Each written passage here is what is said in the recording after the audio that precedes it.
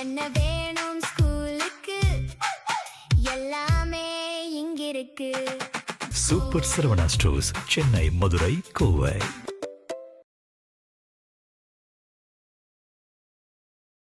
தேர்தலுக்கு பிறகு திமுக கூட்டணியை காப்பாற்றக்கூடிய வலிமை எனக்கு இல்லை என விசிக தலைவர் திருமாவளவன் பகிரங்கமாக தெரிவித்தது அரசியல் வட்டாரத்துல பெரும் அதிர்வலைகளை ஏற்படுத்தியுள்ளது.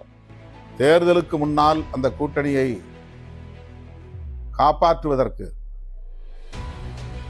என் வலிமைக்கேற்ப என்னுடைய முயற்சிகளை நான் மேற்கொண்டிருக்கிறேன். என்னையே ஒரு ஆயுதமாக பயன்படுத்தி, என்னையே ஒரு கருவியாக பயன்படுத்தி அந்த கூட்டணியை பலவீனப்படுத்துவதற்கு மேற்கொள்ளப்பட்ட அனைத்து முயற்சிகளையும், சதி முயற்சிகளையும் நான் முறியடித்திருக்கிறேன்.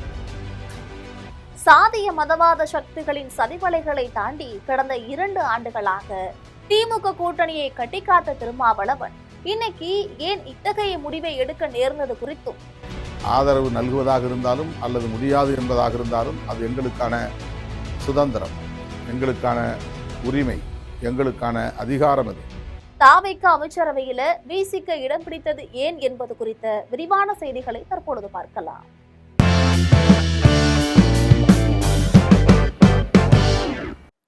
தமிழக வெற்றி கழக தலைமையிலான அரசின் அமைச்சரவை விரிவாக்கம் கடந்த வியாழக்கிழமை நடைபெற்றது.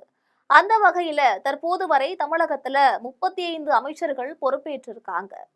முதல்வர் விஜய் தலைமையிலான இந்த அமைச்சரவையில 8 பட்டியலின அமைச்சர்கள், 4 பெண் அமைச்சர்கள் இடம்பெற்றிருப்பது குறிப்பிடத்தக்கது. உண்மையில இது வரலாற்று மாற்றமாகத்தான் கருதப்படுது. இப்படிப்பட்ட சூழல்ல தான் தமிழக வெற்றி கழகத்திற்கு பெரும்பான்மை நிரூபிக்க வெளியிலிருந்து ஆதரவளித்த விசிக தற்பொழுது அமைச்சரவையில இடம்பெறுமா என்ற கேள்வியுமே எழுந்துச்சு. மேலும் ஐஎம்எல், விடுதலை சிறுத்தைகள் தாவேகா அமைச்சரவையில இடம்பெற வேண்டும் என்ற தங்களுடைய விருப்பத்தை பொதுவெளியில ஏற்கனவே தெரிவித்திருந்தாங்க. இந்த சூழல்ல தான் நேற்றைய தினம் விசிக எம்எல்ஏ வன்னியரசு சமூக நீதித்துறை அமைச்சராக பொறுப்பேற்றிருந்தார். மேலும் ஐஎம்எல் சார்பில் சிறுபான்மையினர் நலத்துறை அமைச்சராக ஷாஜகான் பொறுப்பேற்றிருந்தார். இந்த சூழல்ல தான் வெளியிலிருந்து ஆதரவு அளிக்கும் என சொல்லியிருந்த விசிக தற்போது அமைச்சரவையில இடம்பெற்றிருப்பது பல்வேறு கேள்விகளுக்கு வழிவகுத்துள்ளது. இது குறித்து இன்னைக்கு செய்தியாளர்கள் கிட்ட விசிக தலைவர் திருமாவளவன் அது பற்றி விளக்கத்தையும் கொடுத்திருக்காரு. கட்சியின் முடிவுக்கு தலைமை கட்டுப்படுவதும் ஒரு ஜனநாயகத்தின் ஒரு அம்சம்தான். எப்படி தலைவர் எடுக்கிற முடிவை கட்சி கட்டுப்பட்டு நடைமுறைப்படுத்துகிறதோ, அதே போல கட்சியில் உள்ள பெரும்பான்மையான தோழர்கள் எடுக்கிற முடிவுக்கு தலைமை உடன்படுவது என்பதும் ஜனநாயக கூறுகளுள் ஒன்று. ஆக கட்சியில் உள்ள பெரும்பாலானோர் இந்த அமைச்சரவையில் இடம்பெற வேண்டும், அதுவும் கட்சி தலைவராகிய நீங்களே இடம்பெற வேண்டும் என்று வலியுறுத்திய போது தனிப்பட்ட முறையில் என் தொடர்பான முடிவை நான் வலுவாக எடுக்க முடியும். இது குறித்து அவர் பேசும் பொழுது திமுக தலைவர் மு.க. ஸ்டாலின் இசைவோடுதான், ஆதரவோடுகள் தான் நாங்கள் தமிழக வெற்றி கழகத்திற்கு ஆதரவு கொடுத்தோம். எங்களை களங்கப்படுத்துவது திட்டமிட்ட அவதூறு என சொல்லியிருக்கிறார்.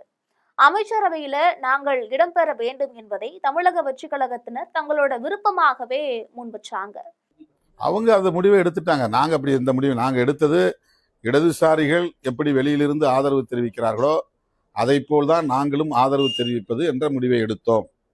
ஆனாலும் அரசியல் சூழலுக்கு ஏற்ப இந்த முடிவையும் நாங்கள் எடுக்கும் நிலைக்கு ஆளாகி இருக்கிறோம். அவ்வளவுதான். இடதுசாரிகள் எப்படி வெளியே இருந்து ஆதரவு கொடுத்தார்களோ அப்படித்தான் நாங்களும் ஆதரவு கொடுத்தோம் அப்படின்னு சொல்லியிருக்கிறாரு. தொடர்ந்து அவர் பேசும் பொழுது பிறரின் யூகத்திற்கு பதில் சொல்ல முடியாது அப்படின்னும் பேசியிருக்காரு. மேலும் அவர் பேசுகையில, எனக்கு வெளியிலிருந்து ஆதரவு கொடுக்க வேண்டும் என்பதுதான் என்னுடைய தனிப்பட்ட முடிவு. கட்சியில் நானும் ஒரு உறுப்பினர் என்ற வகையிலிருந்து இந்த முடிவுக்கு கட்டுப்பட்டு இருக்கிறேன் அப்படின்னும் சொன்னாரு. மேலும் அவர் பேசும் பொழுது திமுக கூட்டணியை உடைக்க பல முனைகளிலிருந்து பல தரப்பினர் பல்வேறு முயற்சிகளை வெளிப்படையாகவே மேற்கொண்டார்கள். ஆனால் அதற்கு சற்றும் இணங்காமல் நான் உறுதியாக நின்றேன் என தெரிவித்திருக்கிறார். நான் ஏற்கனவே சொல்லி இருக்கிறேன், நான் ஒரு ஆட்டோகிராட் அல்ல, டெமோக்ராட். எங்களுடைய தோழர்களுக்கு எந்த அளவுக்கு அரசியல் புரிதல் இருக்கிறது என்பது வேறு விவகாரம், ஆளுமை திறன் இருக்கிறது என்பது வேறு விவகாரம். ஆனால் அவர்களை நான் உடன் வைத்துக்கொண்டு அவர்களோடு அவர்கள் புரிந்து கொள்ளுகிற வரையில் விவாதித்து, அவர்கள் உடன்படுகிற வரையில் விவாதித்து, அதன் பிறகுதான் எந்த முடிவையும் நான் எடுத்திருக்கிறேன். இப்போதும் அப்படித்தான் எடுத்திருக்கிறேன்.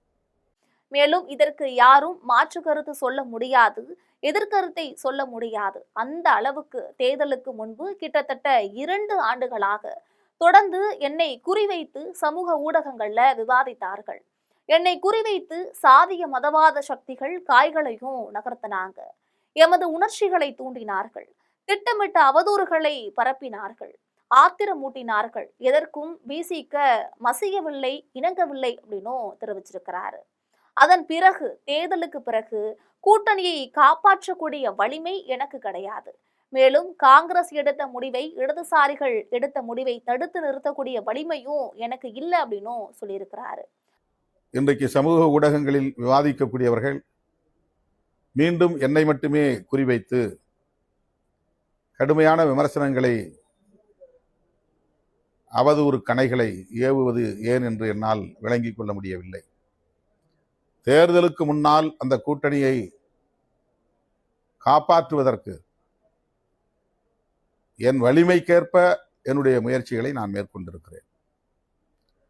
என்னையே ஒரு ஆயுதமாக பயன்படுத்தி, என்னையே ஒரு கருவியாக பயன்படுத்தி அந்த கூட்டணியை பலவீனப்படுத்துவதற்கு மேற்கொள்ளப்பட்ட அனைத்து முயற்சிகளையும், சதி முயற்சிகளையும் நான் முறியடித்திருக்கிறேன். ஆனால் இன்னைக்கு சமூக விவாதங்கள்ல பேசக்கூடியவர்கள் என்னை மட்டுமே குறிவைத்து அவதூறு கருத்துக்களை பேசி வருகின்றனர் என அவர் வேதனை தெரிவிச்சிருக்கிறார். கூட்டணி தர்மம் மற்றும் அரசியல் அதிகாரம் என இரண்டுக்கும் இடையே சிக்கி தவிக்கக்கூடிய திருமாவளவனுடைய இந்த முடிவு திமுக கூட்டணியின் எதிர்காலத்தை எப்படி மாற்றப் போகிறது? விசிகவின் இந்த அமைச்சரவை பங்கேற்பு என்பது ஒரு தவிர்க்க முடியாத அரசியலா அல்லது அதிகாரத்திற்கான மாற்றமா என்று நீங்கள் நினைக்கும் கருத்துக்களை மறக்காமல் கமெண்டில் பதிவிடுங்கள். இதுபோன்ற அரசியல் செய்திகளுக்கு எப்பொழுதும் இணைப்பில் இருங்கள் ஜெம் தொலைக்காட்சியோடு. என்ன வேணும் ஸ்கூலுக்கு, எல்லாமே இங்கிருக்கு. Super Saravana stores, Chennai, Madurai, Kovai.